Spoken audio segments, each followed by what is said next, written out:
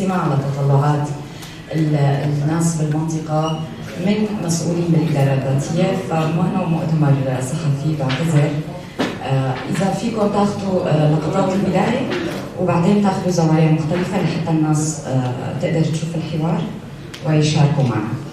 رح انتقل لضيفتي الكريمة السيدة إلهام أحمد، الرئيسة المشتركة لدائرة العلاقات الخارجية بالإدارة الذاتية لشمال وشرق سوريا، واللي مشكورة رغم الضغط قبلت الدعوة لتكون بيناتنا اليوم وتجاوب على أسئلتنا وتستمع لما يدور بأذهان الجميع كمجتمع متنوع وفاعل.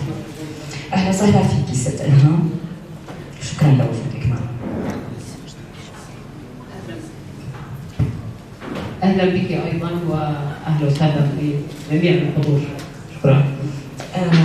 الموضوع هو طبعا عن الاتفاق والتفاهمات، الاتفاق اللي يسمى اتفاق عقد الشرع، والتفاهمات التي هناك لجان تعمل على توضيحها حتى رأس السنة أو حتى نهاية العام.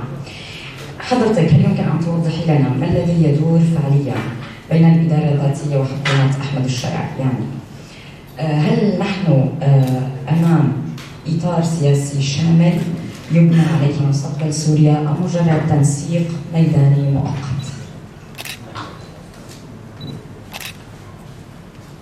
يعني الاتفاق اللي صار هو بالتأكيد يعني يعتبر قاعدة للبناء عليها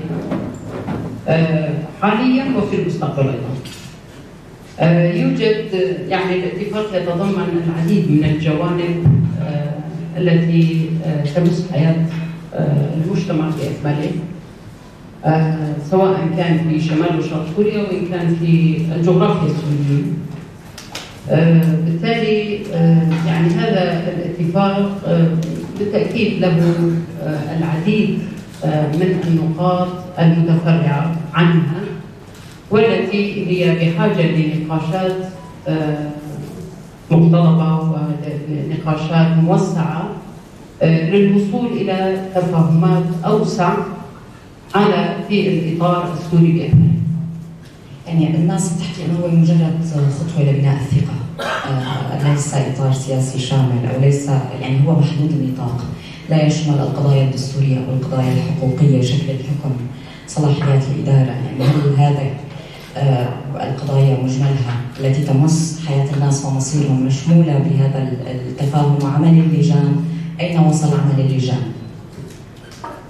يعني هناك ملاحظات على اداء الاداره في دمشق، خاصة بما يتعلق العملية الدستورية وما يتعلق بتشكيل الإدارة الجديدة، يعني طاقم الحكومة السورية. هناك ملاحظات متعددة وهي بحاجة لمعالجتها، بمعنى أن الإدارة في دمشق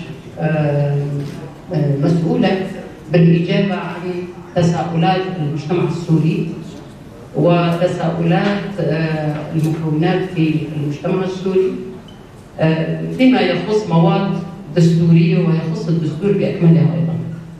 لذلك فنحن أيضا يعني رأينا بأنه من بعد الاتفاق مباشرة تم إصدار الإعلان الدستوري المؤقت. بالتالي بالرغم من ذلك يعني نحن لدينا ملاحظات ونحن مستمرين في التواصل والنقاش حول هذه النقاط. يعني هل ترين ان هناك تعارض بين نص الاعلان الدستوري والاتفاق الذي جرى بين عقد والشرع، ام انه يصب في خانه مواد او بنود الدستور؟ لا، يبدو ان الاعلان الدستوري كان منتهي قبل الاتفاق، فلمجرد ما تم التوقيع على الاتفاق مباشرة تم الإعلام أيضا. لكن مع ذلك نحن نقول بأنه كان بالإمكان تأجيل الإعلان للنقاش حول المواد الدستورية أو للنقاش حول تشكيل اللجنة الدستورية. يعني اللجنة الدستورية لم تمثل غالبية المجتمع السوري أو ممثلين عن المجتمع السوري بأكمله.